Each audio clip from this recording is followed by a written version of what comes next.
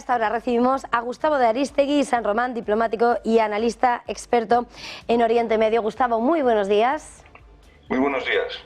Bueno, estamos arrancando este lunes con lo que sin lugar a dudas está siendo el envío por parte del ejército israelí de planes de evacuación, llamamientos urgentes a un alto el fuego en Gaza, pero lo que parece ser que ahora sí se estaría ultimando esa ofensiva terrestre en Rafah. ¿Cómo estás viendo ahora mismo las últimas informaciones? Pues con una enorme preocupación por varias cosas, porque estoy viendo que lamentablemente quienes no siguen los medios internacionales de comunicación no están teniendo acceso a ciertas informaciones que dan la verdadera medida de lo que está ocurriendo en Oriente Medio. Lamentablemente tenemos una información muy sesgada. Yo veo prácticamente todas las cadenas internacionales de televisión cuando puedo, todas las que tienen un cierto interés, obviamente, y también estoy conectado con los medios árabes y los medios israelíes. Recibo las alertas en todo momento. Ayer se publicó una noticia que ha pasado completamente inadvertida en los medios españoles. Y es que el ejército israelí encontró el puesto de mando y control de operaciones de Hamás dentro de las oficinas de la UNRWA. En fin, después de haber sacado todas las protestas del mundo a pasear sobre la inexistencia de vínculos reales entre la UNRWA y Hamás, resulta que una vez más se demuestra que los funcionarios, empleados locales y otros de la UNRWA tenían una connivencia que es muy difícil explicar, por no decir absolutamente execrable. Esto demuestra que no estamos ante una guerra cualquiera, estamos viendo el nivel de protestas que se está empezando a dar, no tanto en Europa todavía, pero todo llegará porque el contagio me temo que está ahí, pero en los campuses universitarios de Estados Unidos, que desde hace mucho tiempo están dominados por un sector cada vez más escorado a la izquierda de una tendencia muy novedosa en Estados Unidos, porque esta extrema izquierda en Estados Unidos hace 20 años apenas no existía. Y si existía era mucho más débil de lo que lo es ahora. Hoy en día está claramente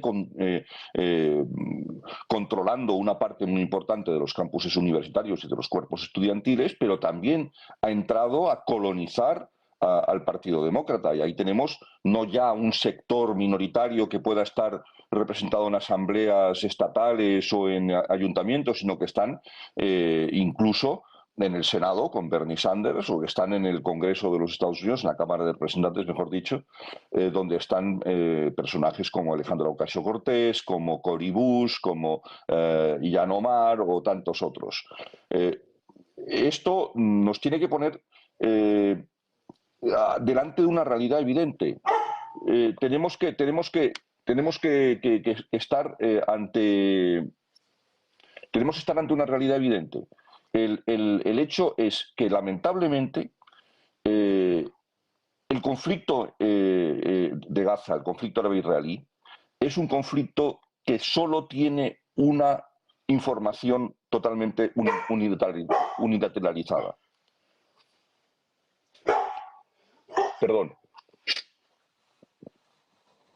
Son cosas del directo que... Perdón. El perro no entiende del directo, Gustavo, no pasa nada, se le entiende perfectamente, no pasa nada. Bueno, estaba diciendo, sí. Lamentablemente estas cuestiones que son esenciales para entender cuáles son los verdaderos matices del conflicto, nos llevan siempre a estar, por supuesto, del lado de los débiles, del lado de la población civil. Por supuesto, estamos todos a favor de un alto el fuego, sin duda, siempre y cuando eso no ponga en riesgo el objetivo fundamental, que es la desmantelación de la red terrorista de Hamás. Hamás es una organización terrorista, punto y aparte. No se puede decir otra cosa.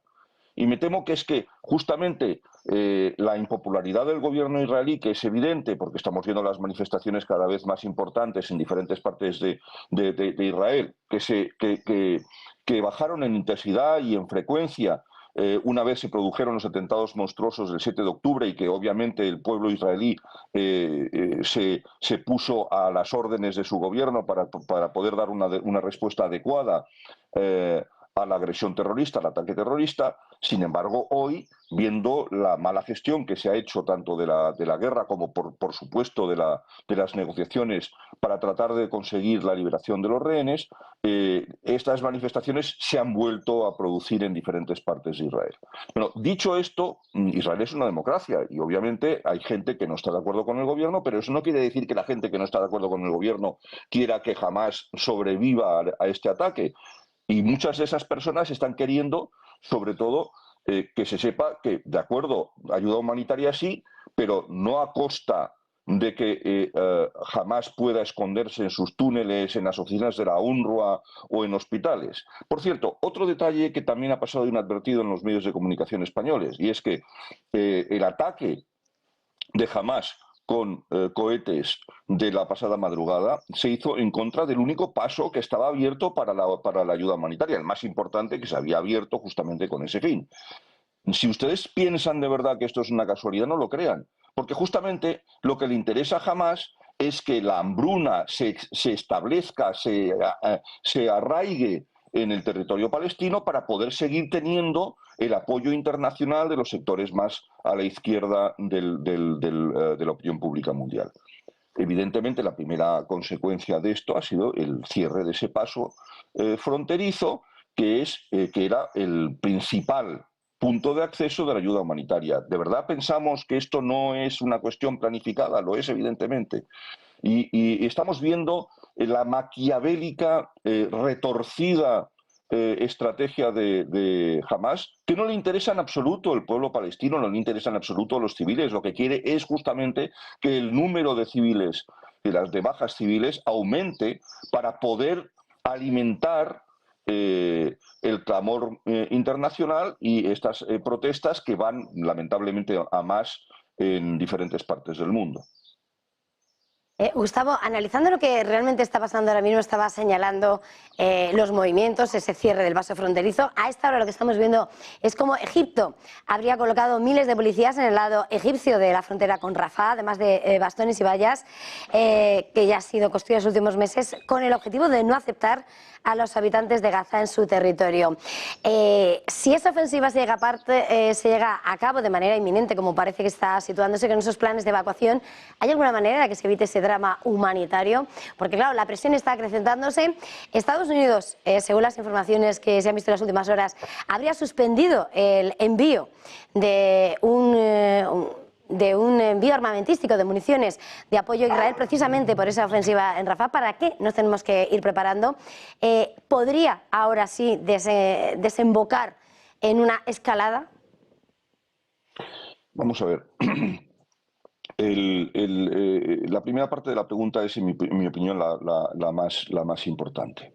Tenemos que tener en cuenta que Israel está en una situación muy complicada porque obviamente la herida de la frontera norte, es decir, los ataques permanentes que se producen a través de Hezbollah están ahí.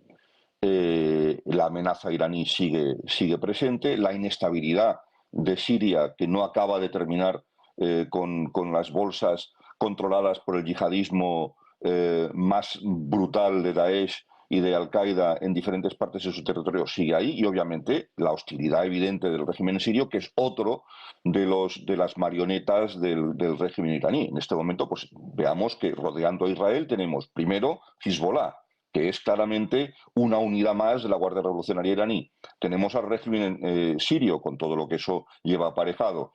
Tenemos a Hamás, que se ha visto claramente cuáles son sus conexiones con el régimen iraní y que, además, las famosas informaciones que reveló el Wall Street Journal al día siguiente de los ataques terroristas del 7 de octubre nunca fueron desmentidas. Es decir, de aquella reunión en la que participaron Hamás, Hezbollah, la Guardia Revolucionaria y algunos otros elementos que son próximos a Irán. Por ejemplo, las milicias proiraníes de Irak, que también hay que ponerlas en la ecuación. Entonces, ¿qué es lo que hay que hacer para lograr un alto el fuego? Primero, que se liberen todos los rehenes, no solo algunos, porque es evidente que Hamás está manteniendo a los rehenes como moneda de cambio. No olvidemos que, según los cálculos del gobierno israelí, Hamás habría podido torturar y matar por lo menos a 60 de los 250 rehenes que en su día tomaron. Y que además los que quedan todavía en manos de Hamás y de Yihad Islámica, que nos olvidamos siempre de ellos y que también son un elemento extraordinariamente peligroso, y aunque muchas veces estén en conflicto Hamás y Yihad Islámica, no podemos olvidar tampoco que estos rehenes, que incluyen ancianos y ancianas, hombres, mujeres y niños, están siendo salvajemente torturados todos los días. Voy a hacer un paréntesis, si me lo permites, sobre un elemento que también ha pasado inadvertido en ciertas partes de Europa, y es la reclamación de profesores de las universidades americanas, de la Asociación de Profesores de Ciencias de la Información, pidiendo que se revisase las informaciones del New York Times. Es decir, estamos hablando de un periódico más bien de centro-izquierda, que habría informado de las constantes violaciones por parte de elementos de Hamás y de Yihad Islámica de las rehenes israelíes en manos de esta organización terrorista, y que les parecía que no estaba suficientemente contrastada. O sea, podemos imaginar de verdad que ese es el tema central de la guerra. Ni siquiera se preocupan por las víctimas civiles o por la ayuda humanitaria. Hacen un comunicado porque quieren que el New York Times suprima los artículos en los que estaban describiendo las salvajadas cometidas por Hamás en contra de rehenes israelíes. Respecto a lo último, me gustaría aclarar que Egipto es una potencia que no tiene ninguna simpatía por el yihadismo. No olvidemos que el presidente al-Sisi, digamos que depuso, no sé si podría llamarse un derrocamiento, porque después se ha podido comprobar que la mayoría del pueblo egipcio estaba harto de al-Mursi, el presidente de la Hermandad Musulmana. La desconfianza hacia Hamás por parte de Egipto es absoluta. El temor de la desestabilización que puede producir en la península del Sinaí y en otras partes de Egipto, no olvidemos que ha sido víctima de atentados terroristas yihadistas muy frecuentemente, es justamente un temor perfectamente justificado. Además que conviene recordar que Egipto tiene muy buena información de lo que pasa tanto en el seno de Hamás como en el seno de Yihad Islámica. Le va la vida en ello, no lo olvidemos, y recordemos también que fueron los egipcios, los servicios egipcios, que son muy buenos y muy prestigiosos en el mundo entero, que avisaron a los israelíes de la inminencia de algún tipo de operación terrorista en territorio israelí.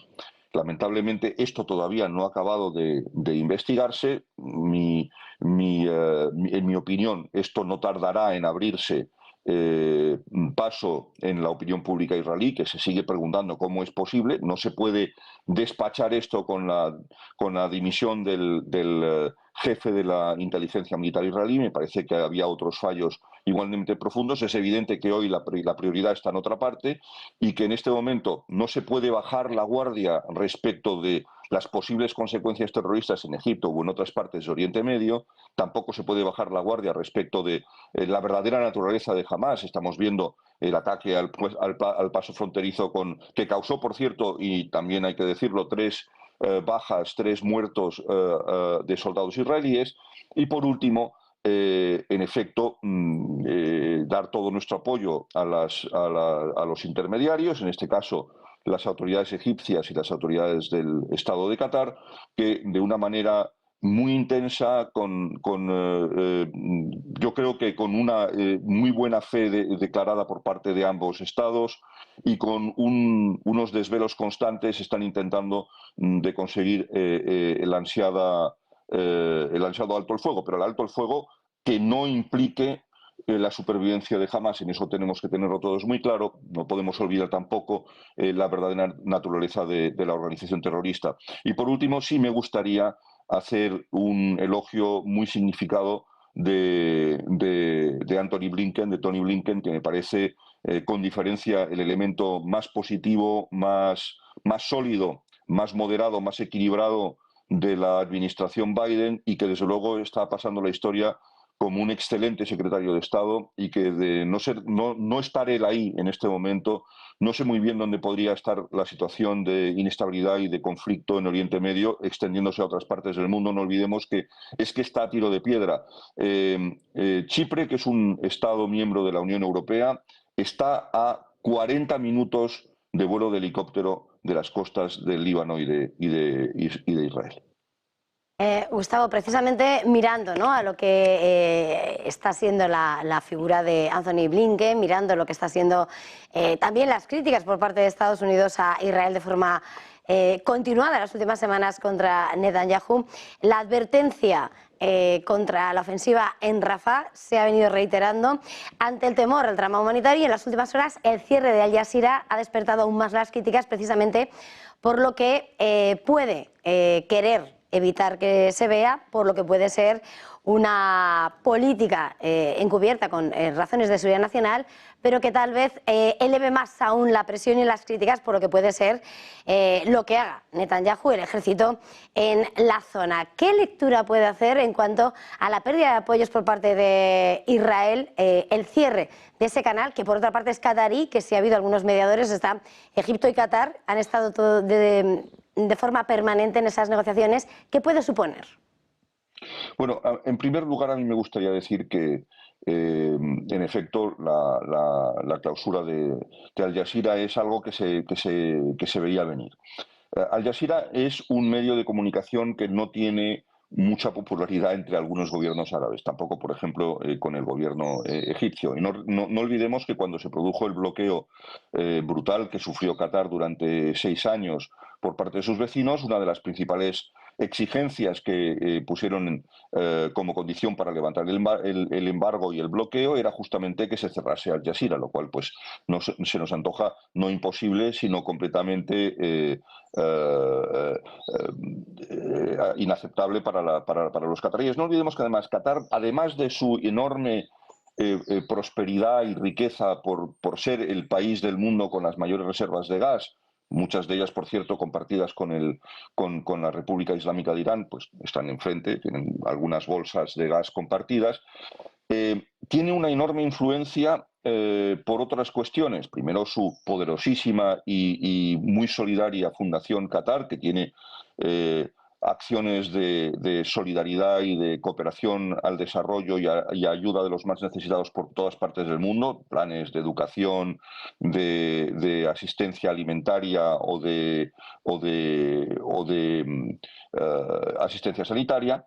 Pero también Al Jazeera. Al Jazeera es un elemento de influencia extraordinariamente importante en la diplomacia de Qatar y en el peso político que tiene en el mundo árabe, en el mundo islámico no árabe y en el mundo y en la opinión pública en general. No olvidemos que además de su emisión en árabe, tienen una emisión en inglés y en otros idiomas que tiene algunos de los mejores periodistas de la BBC que fueron captados a golpe de talonario, no lo olvidemos, para dirigir algunos de sus programas más emblemáticos.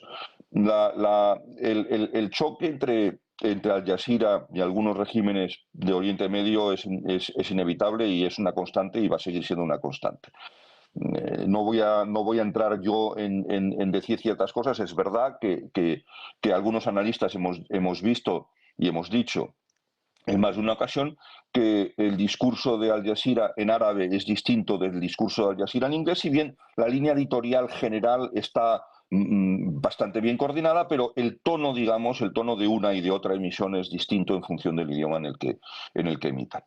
En efecto, es un elemento perturbador para las negociaciones, pero en todo caso, por estrecha que sea la vinculación de Al Jazeera con el gobierno catarí, es también una entidad independiente que tiene un consejo editorial que muchas veces escucha las críticas incluso del gobierno propio de Qatar cuando consideran que han ido demasiado lejos en ciertas cosas, pero pueden seguir o no esas indicaciones o aceptar o no esas críticas.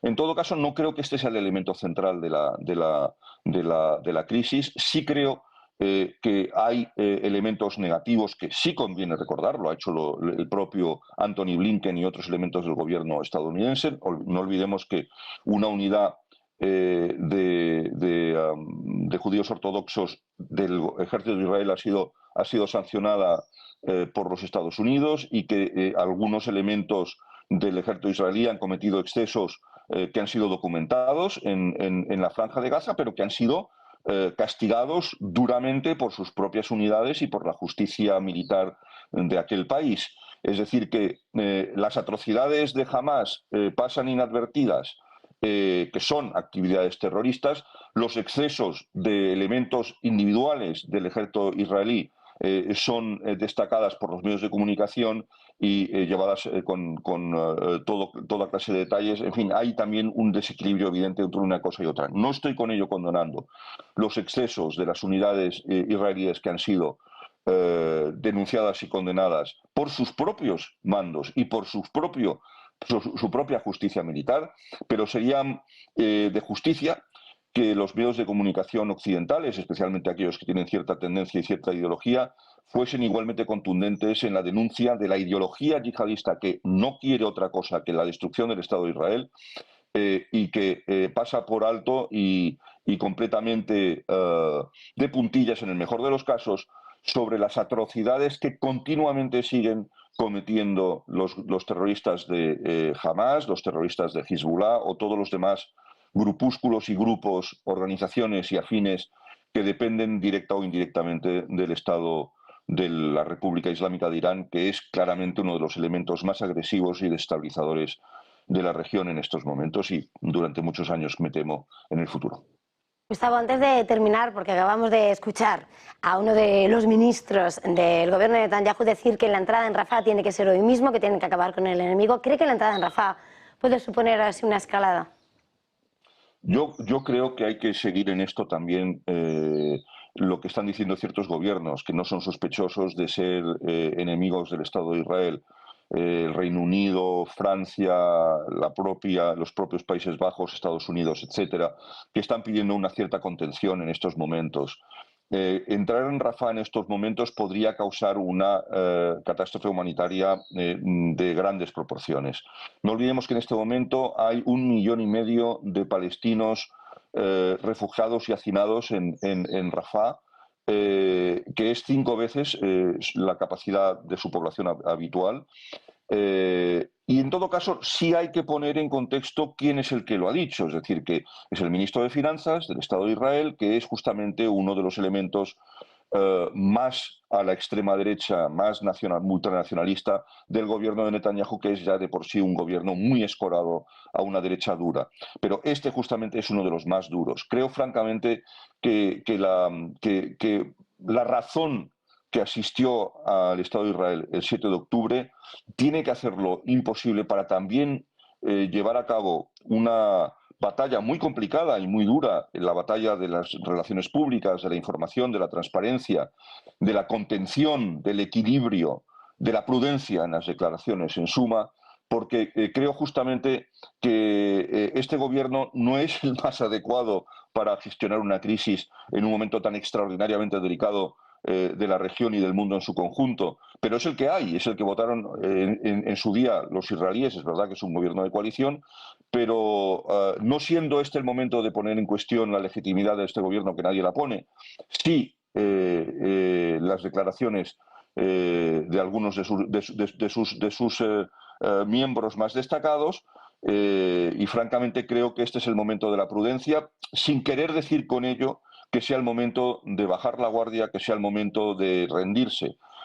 Creo que un acuerdo que facilite la vuelta a casa de los rehenes que quedan vivos, con una liberación de prisioneros palestinos en una desproporción que siempre ha sido el caso durante estos últimos años, sería muy deseable, pero tiene que significar, sin ninguna duda, que no sea tampoco una rendición del Estado de Israel, y que esto signifique poner fin a la operación de derrota de Hamás.